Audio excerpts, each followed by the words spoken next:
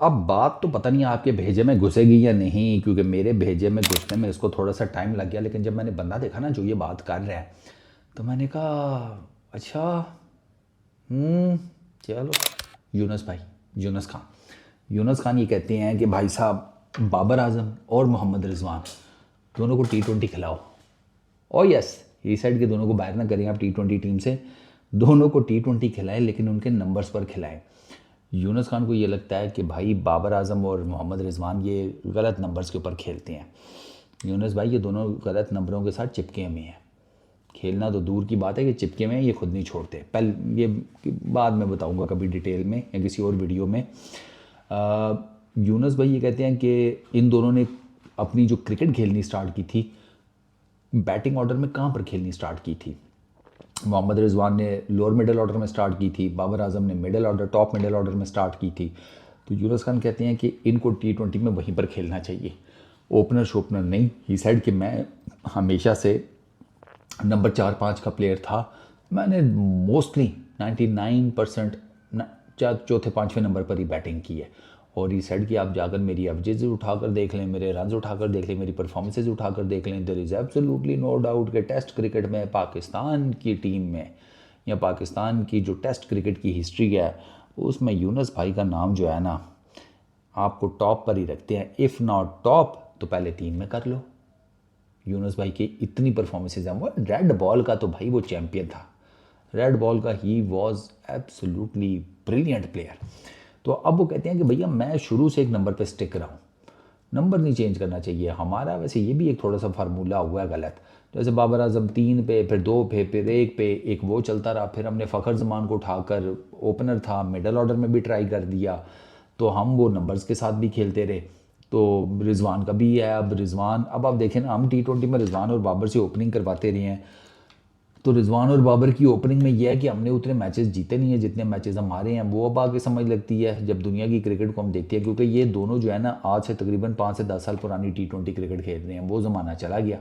अब मैं आपको बताऊं कि अब टीमें जो है ना, पहले 8 ओवर, ठीक है, उसके बाद लास्ट के 4 ओवर, ये कितने हो गए, 12, ठीक है, 12 ओवर ये हो गए। और फिर जो मिडिल के 8 ओवर्स हैं, ये इन 3 सेगमेंट्स में डिवाइड करके करती है। वो पहले 8 ओवरों में टीमें ठीक ठाक मारती हैं। उनका यही होता है कि पहले 8 ओवर में कम अज़ कम उनका होता है 9-10 के इकॉनमी से जाएं। फिर वो ये होता है, उनकी कोशिश होती है कि अगर पहले 8 के बाद जो अगले 8 हैं उसमें अगर थोड़ा सा ज़रा फील्ड खुल जाती है, क्योंकि पावर प्ले 6 ओवर्स का होता है, उसके बाद अगर फील्ड खुल जाती है तो फिर हम कोशिश करें कि उसमें ना एवरेज अगर थोड़ी नीचे आती भी है, या इकोनॉमी या रन्स पर ओवर थोड़े नीचे आते भी है, रन रेट को थोड़ा सा डेंट लगता भी है, ज़्यादा ना लगे। 9-10 का है तो 7-8 इससे नीचे ना जाने पाए। फिर वो इसी को कैपिटलाइज करके तो आखिरी जो 4-5 ओवर्स हैं उसमें जाके हिट आउट करते हैं। तो अब आप पावर प्ले के हिसाब से देख लें, पहले 8 ओवर्स के हिसाब से देख लें, बाबर आजम और मोहम्मद रिजवान आपको नज़र आता है ये बनाते हुए 70-80-90 रन 8 ओवर्स में। 10 की एवरेज करें तो 80 रन बनते हैं। आपको लगता है कि वो कर लेंगे?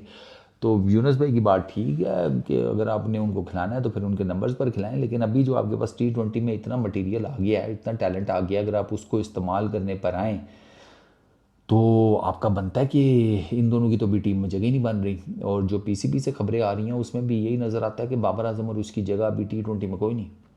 T20 से इनकी मेरा ख्याल है छुट्टी कर दी गई है। ये अब दोनों बस ODI क्रिकेट और टेस्ट क्रिकेट ही खेल पाएंगे। तो ठीक है, दोनों का कोई हिसाब किताब बनता भी नहीं है अनलेस और अनटिल कि ये जनाब बहुत कोई एक्स्ट्राऑर्डिनरी परफॉर्मेंसेज दें। तो आप देख लें कि कितनी कोई इन्होंने एक्स्ट्राऑर्डिनरी परफॉर्मेंसेज दे दी हैं। T20 आपके सामने है, जो थोड़ा बहुत लिमिटेड इन्होंने खेला है। आप PSL में उठाकर देख लें, रिजवान ने 1 सेंचुरी मारी है, दूसरे मैच में थोड़ा सा स्कोर किया है। बाबर आजम तो 2 मैचेस खेले हैं, दोनों में फ्लॉप हुए हैं, पूरे तरीके से फ्लॉप हुए हैं। वो कुछ भी नहीं करन जोगे जिसे कहते हैं। मेरा ख्याल है पहले मैच में 0 और दूसरे मैच में 1 आधा स्कोर है या 2 होगा। तो बाबर आजम के अलग मसाइल हैं, रिजवान के अलग मसाइल हैं। तो T20 में यूनुस भाई तो कह रहे हैं, लेकिन I really don't think so PCB अब इनको जगह देने वाला है। बाकी जहाँ तक बात रह गई कि यूनुस भाई, एक सवाल बहुत लोग पूछते हैं कि यूनुस भाई PCB के मामलात में क्यों नहीं आते या टीम मैनेजमेंट में कोई रोल क्यों नहीं लेते। यूनुस भाई बहुत डिफरेंट आदमी है भाई, वो रूल्स एंड रेगुलेशंस वाला आदमी है, वो जिसे कहते हैं उसूलों पर चलने वाला आदमी है। वो ये PCB की नोटंकियों में कभी भी नहीं आएगा। कभी भी नहीं आएगा। आपने उसको लाना है तो एक तो आपको उसको फुल अथॉरिटी देनी पड़ेगी, ठीक है, और उसके बाद इंसान के बच्चों की तरह बाकी सबको भी काम करना पड़ेगा। मैं आपको बताऊं, आज आपकी टीम का हेड कोच यूनुस खान बन जाए ना, आपके जो प्लेयर्स हैं ना, ये अगले दिन या कम से कम एक हफ्ते के अंदर अंदर रोते हुए पहुंचे हों पीसीबी के सामने कि यूनुस खान ने पता नहीं हमारे साथ क्या जुल्म सितम कर दिए हैं, पता नहीं रात को रोटी नहीं देता, दोपहर को सारा दिन भगाता रहता है, सही से सोने भी नहीं देता, रात को ठंडे पानी की बाल्टियाँ हमारे मुंह पर फेंक देता है, ठीक है, हमारे कच्छे जो हैं वो गायब कर देता है। ये इस किस्म की बातें लेकर पहुँचे हैं उसके पास, पीसीबी चेयरमैन के पास, कि जी यूनुस खान ने तो हमारी ज़िंदगी झंड की हुई है। तो वो यूनुस खान को ये कभी भी पसंद नहीं करेंगे। वो बहुत अपराइट आदमी है। सरकार अपराइट ना होता, आपको T20 का वर्ल्ड कप जितवाता। आप देख लें कि आपको जो 3 वर्ल्ड कप्स आपने जीते हैं ना, सॉरी 2 वर्ल्ड कप्स और 1 चैंपियंस ट्रॉफी, जो 3 आईसीसी के टूर्नामेंट आपने जीते हैं अपनी पूरी हिस्ट्री में क्रिकेट के, वो तीनों कप्तान कैसे थे और कप्तान के अलावा उनकी पर्सनैलिटीज़ कैसी थी। डंडा सर्विस थे तीनों, इसीलिए जीते हैं। डंडा सर्विस ना होते, ये लेतले से होते, जैसे बाबर हो गया, जैसे रिजवान हो गया, जैसे बाकी सारे हो गए, तो देख लें उन्होंने क्या जितवाया आपको।